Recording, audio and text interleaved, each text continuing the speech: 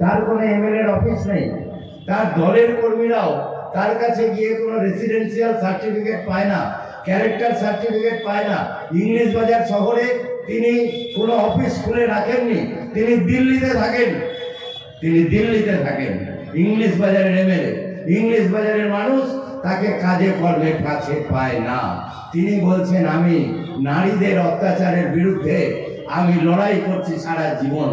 English বাজার, old Bangla, এই মোথাবাড়ি, কালিয়াচক 2 নম্বর block, Baishnabnagar, কত মহিলাদের উপরে অত্যাচার হয়েছে আপনারা জানেন? এগুলো কত মহিলা খুন হয়ে গিয়েছে, একটাতেও তাকে পাশে দেখতে পায়নি মানুষ।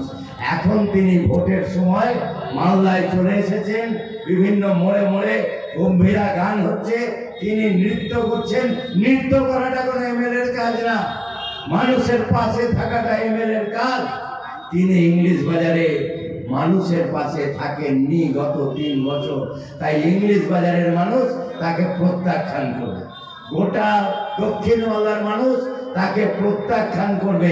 মাঝে কিছু দেয়ালে পোস্টার দেখলাম যে এমএলএ নিখোঁজ, এমএলএ এর খোঁজ দিন, এমএলএ কে খুঁজে পাওয়া যাচ্ছে না। তিনি কোথায় থাকেন? মানুষের কাজে তিনি লাগেন না। তাহলে বিজেপি দল আর তৃণমূল কংগ্রেস বোঝাপড়া করে এই নির্বাচনে লড়াই করছে। মনে রাখবেন যে জ্যোতি বসু যখন পশ্চিমবাংলার মুখ্যমন্ত্রী ছিলেন, এই বাংলাতে একটা এমএলএ, একটা গ্রাম পঞ্চায়েত মেম্বার, একটা মিউনিসিপ্যালিটির কাউন্সিলর বিজেপি দল জিততে পারত না। আর জ্যোতি বসু বলেছিলেন যে মমতা ব্যানার্জির সবচেয়ে বড় অপরাধ তিনি খাল কেটে বাংলাতে কুমির ঢুকিয়েছেন, মানে বিজেপি দলকে ডেকে নিয়ে এসেছেন। 1998 সালে এই তৃণমূল কংগ্রেসের জন্ম। 1998 সালে এই তৃণমূল কংগ্রেসের জন্ম 1 জানুয়ারি তারিখে। তৃণমূল কংগ্রেসের যে প্রতীক চিহ্নটা, সেই প্রতীক চিহ্নটাও বিজেপি দল ঠিক করে দিয়েছে। পদ্ম ফুলের পাশাপাশি আরেকটা জোড়া ফুল। বিজেপি দল বলল যে বাংলার মানুষকে এপ্রিল ফুল করার জন্য, বোকা বানানোর জন্য পদ্ম ফুলের পাশাপাশি তুমি একটা জোড়া ফুল প্রতীক চিহ্ন নাও। আর বিজেপি দল তাকে স্বীকৃতি দেওয়ার জন্য নির্বাচন কমিশনে চিঠি দিল যে তৃণমূল কংগ্রেসকে স্বীকৃতি দিতে হবে।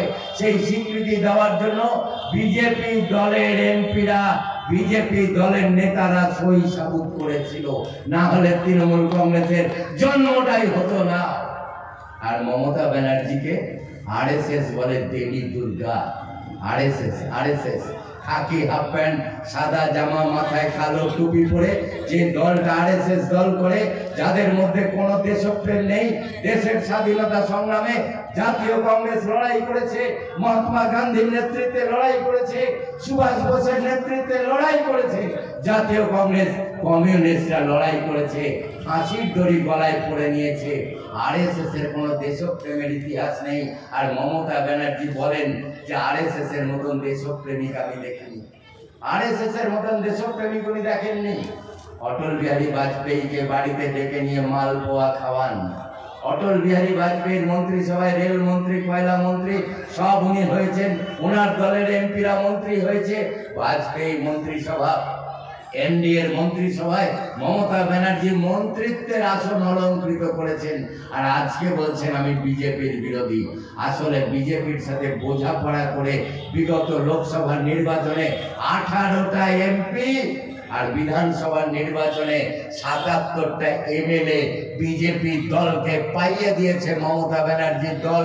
সেই বোঝাপড়াটা এবারেও করেছে, উত্তর মালদায় করেছে, দক্ষিণ মালদায় করেছে। দুর্বল প্রার্থী দিয়েছে যাতে বিজেপি দলের জেতবার সুবিধা হয়ে যায়। এঘর ওঘর করছে। ওই রায়গঞ্জে আপনারা জানেন কৃষ্ণ কল্যাণী দাঁড়িয়েছে, তৃণমূলের বিজেপির এমএলএ ছিল। কথা বলছিলাম, গোটা রাজ্যে দেখতে পারবেন যে তৃণমূলের এমএলএ ছিল বা এমপি ছিল, বিজেপিতে গিয়ে ভোটে দাঁড়িয়েছে। বিজেপির লোক ছিল, এমএলএ এমপি ছিল, তৃণমূলে গিয়ে ভোটে দাঁড়াচ্ছে। রায়গঞ্জে কৃষ্ণ কল্যাণী বিজেপির এমএলএ, তৃণমূলে গিয়ে ভোটে দাঁড়ালো। ব্যারাকপুরে অর্জুন সিং বিজেপির হয়ে এমপি হলো, পরে তৃণমূলে চলে গেল।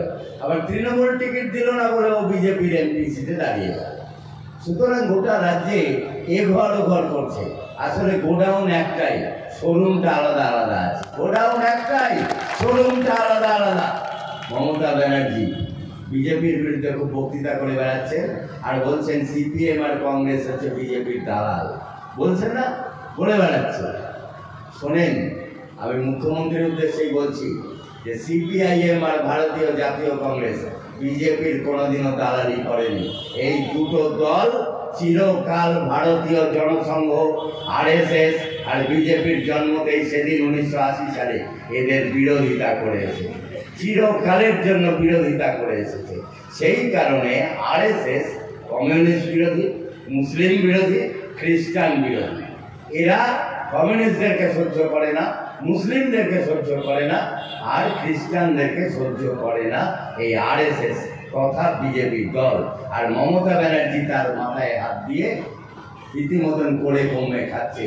যদি বিজেপি দলকে কিছু আসন না ছেড়ে দেয়, লোকসভার আসন, তাহলে পিসি আর ভাইপো দুজনেই জেলে চলে যাবে। যত বড় অন্যায় করছে। আমার আগের বক্তা বলছিলেন 26,000 ছেলে মেয়ের চাকরি চলে গেল। এর মধ্যে যদি 6,000 যোগ্য হয়, তাদের পরিবার আজকে পথে বসে গিয়েছে।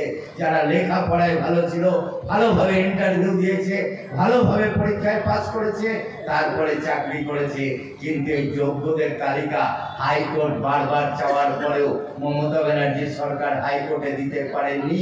কারণ বাকিদের কাছ থেকে 20 লাখ 25 লাখ টাকা করে ঘুষ খেয়ে নিয়েছে। 20 লাখ 25 লাখ টাকা করে ঘুষ খেলে যদি 20,000 জনের কাছে খায়, কত টাকা হবে কল্পনা করুন। সেই টাকাতে এরা হেলিকপ্টারে ঘোরে, সেই টাকাতে এরা এরোপ্লেনে ঘোরে, সেই টাকাতে এরা হাজার হাজার ঝান্ডা লাগায়, সেই টাকাতে এরা হাজার হাজার পোস্টার ছাপায়। আমরা তাদের সাথে পাল্লা দিয়ে পারি না। আমরা অত পোস্টার দিতে পারবো না, আমরা অত ঝান্ডা লাগাতে পারবো না, আমরা অতটা দেওয়াল লিখতে পারবো না, কিন্তু মানুষের অন্তরে আমরা আছি, মানুষের মনের মধ্যে আমরা আছি। বাম কংগ্রেস মানুষের মনের মধ্যে আছে। সেই বিশ্বাস নিয়ে আগামী 7ই মে তারিখে আপনারা ভোটে যাবেন, বুথ কেন্দ্রে যাবেন, বুথকে রক্ষা করবেন, বুথকে পাহারা করবেন। কেউ যাতে পঞ্চায়েত নির্বাচনের মতন, পঞ্চায়েত ভোটের মতন বুথকে লুট করবার চেষ্টা না করতে পারে, তার জন্য আপনার গ্রামের বুথ আপনাকেই রক্ষা করতে হবে। এই হচ্ছে তৃণমূল কংগ্রেসের বিরুদ্ধে আর বিজেপির বিরুদ্ধে আমাদের বক্তব্য। পঞ্চায়েত ভোট লুট করেছে, সব ভোটকে এরা লুট করতে চায়, কারণ লুটের রাজত্ব তৈরি করতে চায়। ইলেকট্রাল বন্ডের কথা এখানে আসছিল। এখানে যত মানুষ আছেন আপনারা প্রত্যেকেই কোনো না কোনো একটা ওষুধ প্রতিদিন খান। বয়স্ক মানুষেরা কেউ প্রেসারের ওষুধ খায়, কেউ সুগারের ওষুধ খায়, কেউ থাইরয়েডের ওষুধ খায়, আর অল্প বয়সীদেরও আজকাল প্রেসার, সুগার, থাইরয়েড হয়ে যাচ্ছে। আপনি যে ওষুধটা 100 টাকায় কিনতেন, আগামীতে সেই ওষুধটা 200 টাকায় আপনাকে কিনতে হবে। 100 টাকা 150 টাকা করে দাম বেড়ে যাচ্ছে।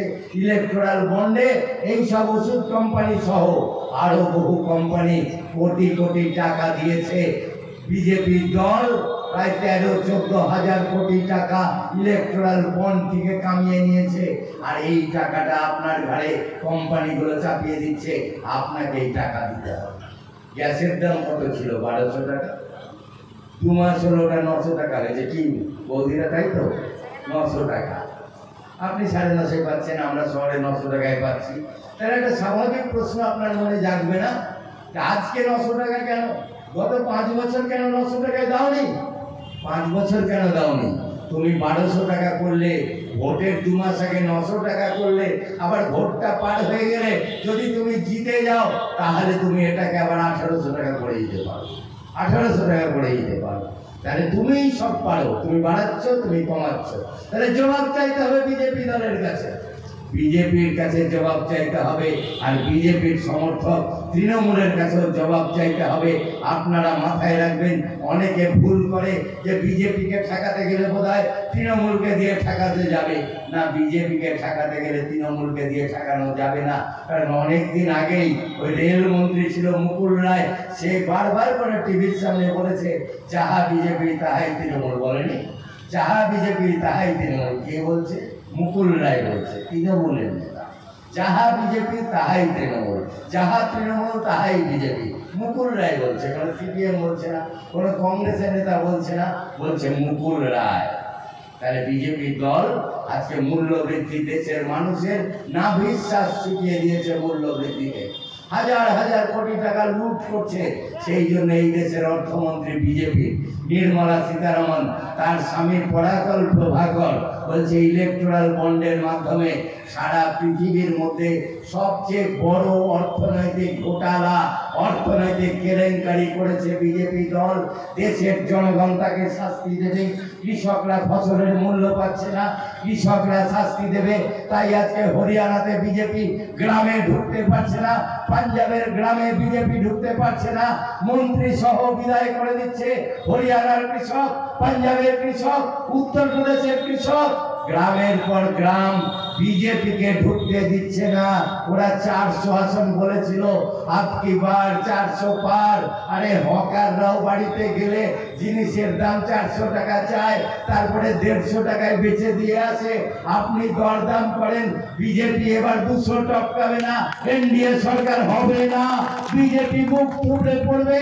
আর বাংলার মানুষকে, মালদার মানুষকে, দক্ষিণ মালদার মানুষকে তৃণমূল এবং বিজেপিকে এই নির্বাচনে উচিত শিক্ষা দিতে হবে। বিজেপির তল্পি বাহক তৃণমূল কংগ্রেসকে উচিত শিক্ষা দিতে হবে। সেই জন্য আজকের এই সভা, আপনারা সবাই মিলে উচিত শিক্ষা দেবেন।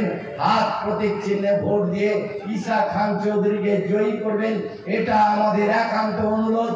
বাম ফ্রন্টের কর্মীরা, সমর্থকরা যারা আছেন, তারা সকাল সকাল গিয়ে হাত চিহ্নে ভোট দিবেন। তারপরে গোটা দিন হাত চিহ্নে ভোট দেওয়ার জন্য মানুষকে নিয়ে যাবেন। কংগ্রেস দলের কর্মীরাও বুথে মানুষকে নিয়ে যাবেন, হাত চিহ্নে ভোট দেওয়ার জন্য নিয়ে যাবেন। এই কথা আপনাদের বললাম। কালুদা বসে আছেন, বয়স্ক মানুষ, তিনিও বলবেন। আমি আমার কথা আর বাড়াচ্ছি না, আমার কথা এখানেই শেষ করছি। মা বোন সহ সকল বয়স্ক মানুষ, ভাই বোনেদের পুনরায় ভালোবাসা জানিয়ে আমার কথা শেষ করলাম। ইনকলাব জিন্দাবাদ, বন্দে মাতরম।